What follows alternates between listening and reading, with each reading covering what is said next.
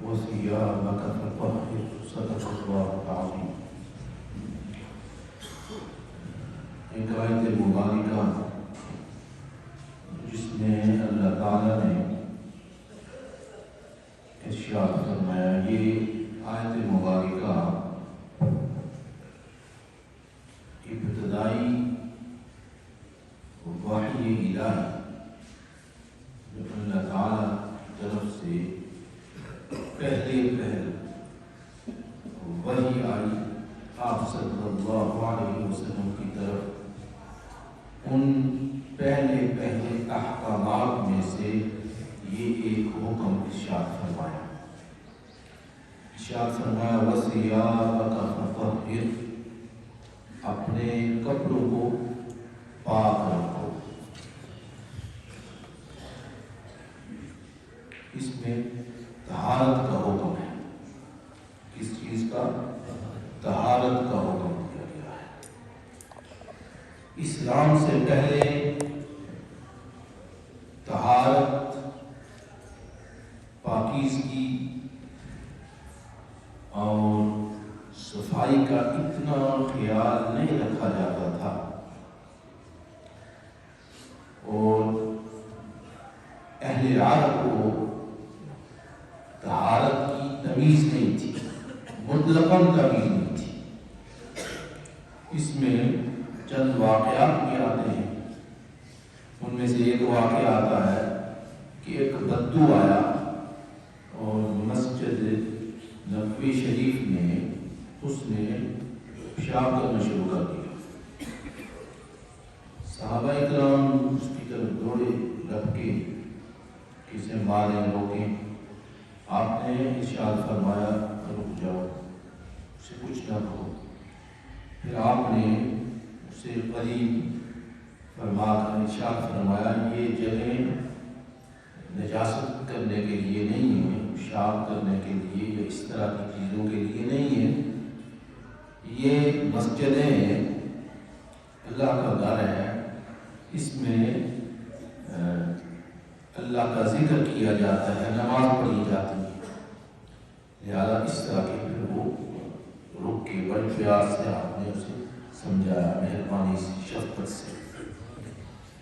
پھر اسی طرح ایک اور واقعہ بھی ہے، مختلف واقعات ہیں کہ اس سے یہ پتہ چلتا ہے کہ اسلام سے پہلے صفائی کا، طہارت کا اتنا خیال نہیں رکھا جاتا تھا۔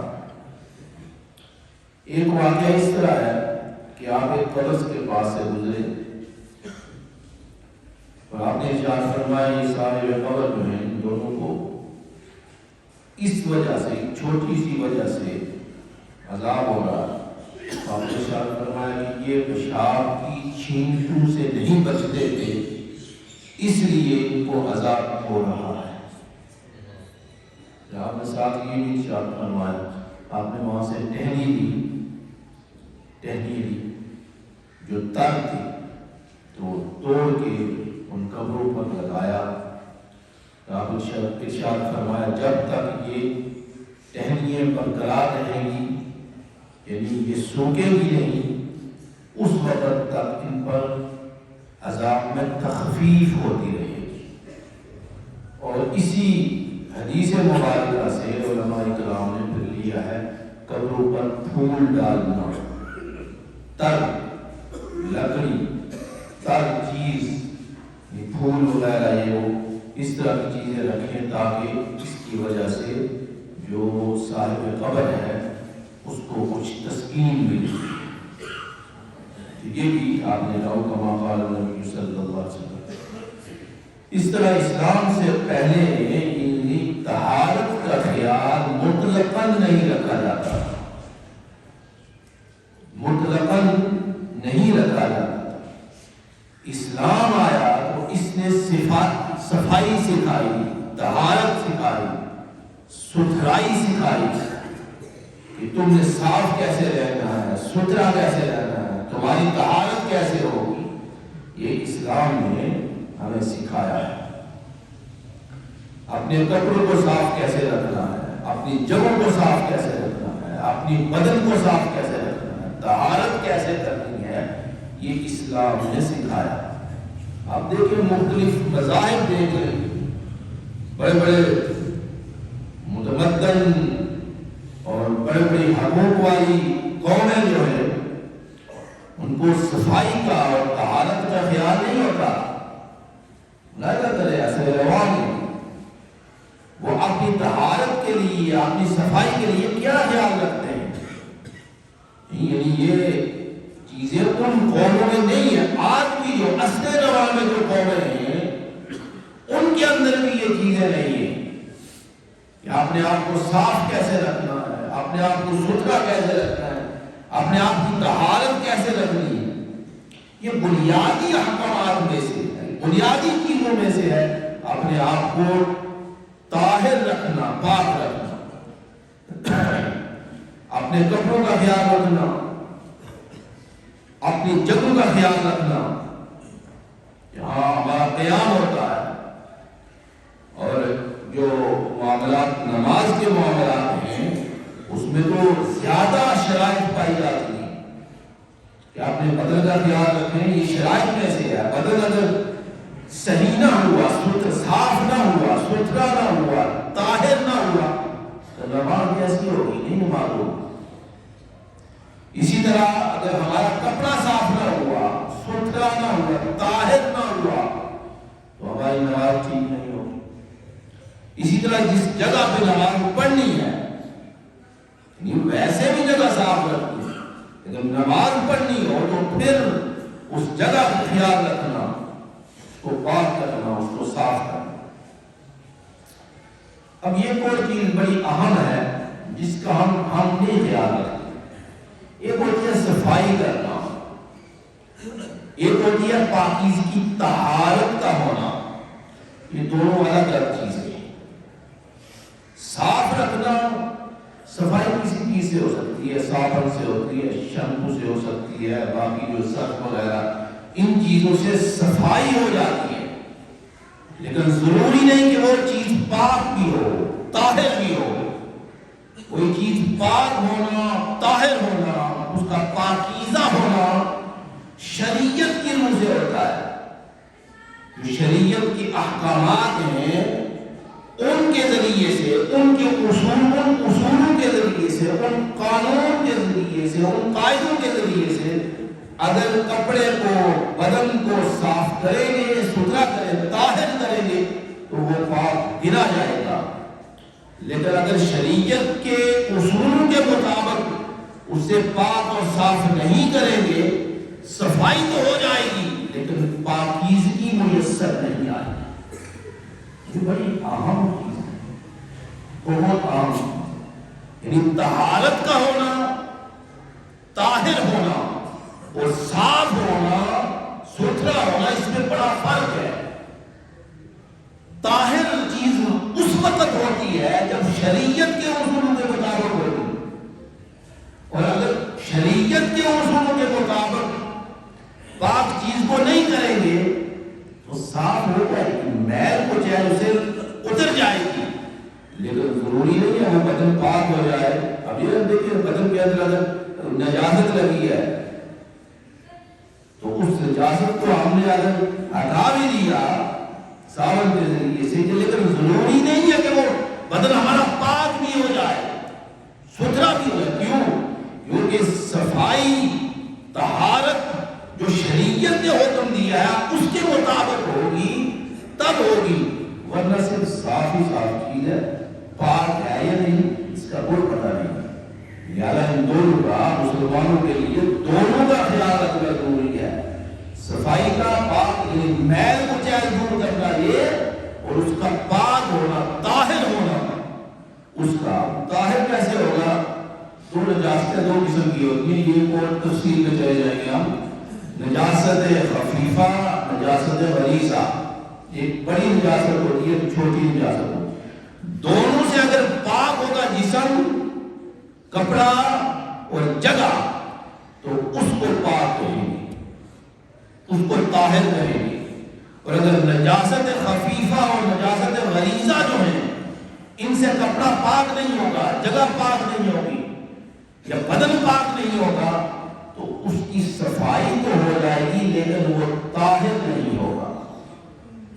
اس بدن میں نماز بھی نہیں پڑھ سکتے، نماز بھی نہیں ہوتی، اس کپڑے میں نماز بھی نہیں پڑھ سکتے، نماز نہیں ہوتی، اس جگہ پہ نماز نہیں پڑھ سکتے، نماز نہیں ہوتی، جب تک شریعت کے اصولوں کے مطابق نجاست خفیفہ اور نجاست غلیظہ سے اس جگہ کو، اس کپڑے کو، اس بدن کو پاک نہ کر دیا جائے۔ اب یہ نجاست خفیفہ اور نجاست غلیظہ کیا ہوتی ہے؟ ہر شخص کو چاہیے اس کی سمجھ ہونی چاہیے۔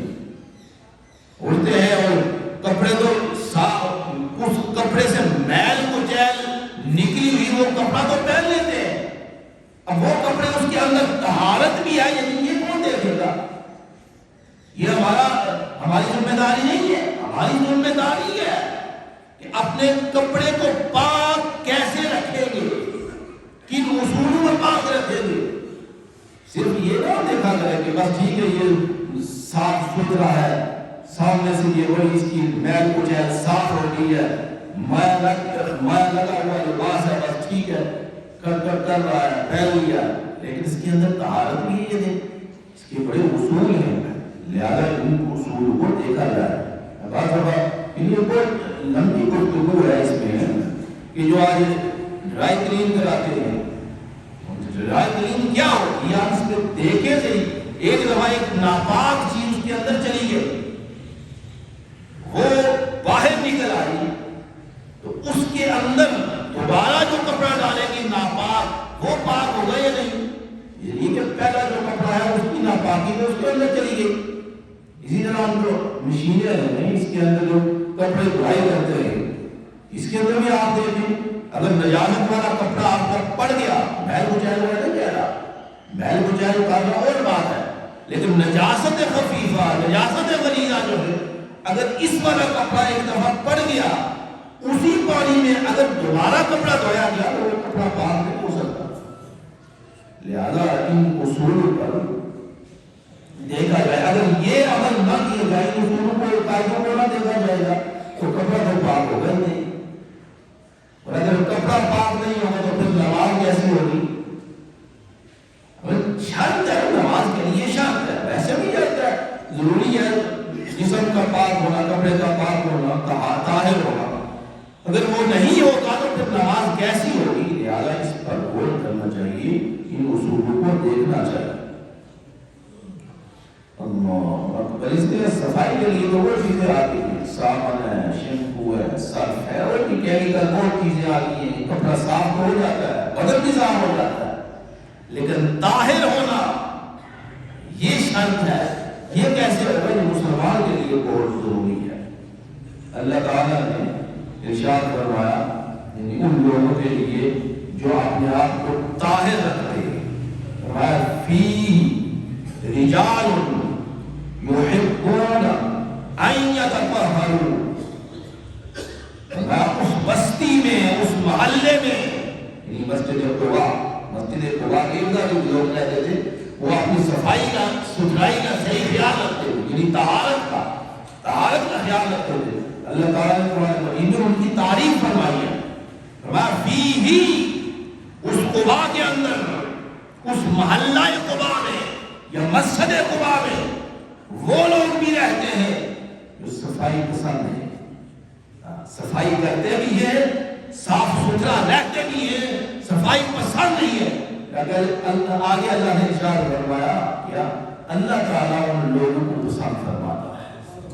فیہ رجال یحبون ان یتطہروا، وہ کون لوگ ہیں جو طہارت کرتے ہیں، طہارت کرتے ہیں، یہاں صفائی کا یہاں نہیں، صفائی بات کی بات ہے، طاہر ہونا، اپنے آپ کو طاہر کرنا، اپنے کپڑے کو، اپنے بدن کو، اپنی جگہ کو طاہر کرنا، یعنی شریعت مبارکہ کے اصول اور قاعدے کے مطابق نجاست خفیفہ اور نجاست غلیظہ جو ہے ان کو ختم کرنا، ہٹانا، ہمارا اللہ تعالیٰ ان لوگوں کو پسند فرماتا ہے۔ لہٰذا اپنی صفائی کا بھی خیال رکھیں اور اپنی طہارت کا بھی خیال رکھیں۔ لہٰذا اس باریک باتوں کے باریک کیا اور بڑا بھی فرق ہے، اس بڑے فرق کو سمجھنے کی کوشش کریں۔ صفائی کیا ہوتی ہے اور طہارت کیا ہوتی ہے؟ صفائی عام ہو جاتی ہے ہم چیز سے، لیکن طہارت اس وقت ہوگی جب شریعت کے اصول اور قاعدے کے مطابق کرے. اللہ تعالیٰ سمجھ عطا فرمائے.